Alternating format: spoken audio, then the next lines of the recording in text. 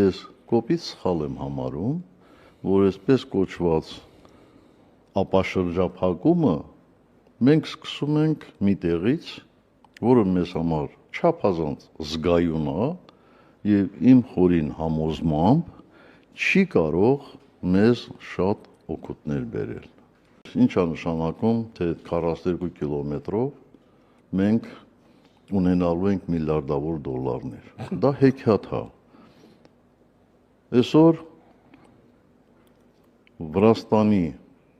այդ տարանցիկ բոլոր օգուտների հանրագումարը Վրաստանի փորձագետները գնահատում են մոտավորապես 280, մի քիչ էլ ես ավելացնեմ 300 միլիոն դոլար։ Ամսական շրջանառության մասին, հա։ Տարեկան շրջանառության չի, օգուտի մասին եմ ես խոսում, էլի։ Օգուտի մասին։ Տարեկանի մասին, հա։ Այո։ Դա իմ վերլուծությունը չի, դա էտա։ Եվ փորձագետներից մեկը վերջերս գրել է, որ Հայաստանի ապաշրջափակումից հետո հնարավոր է, որ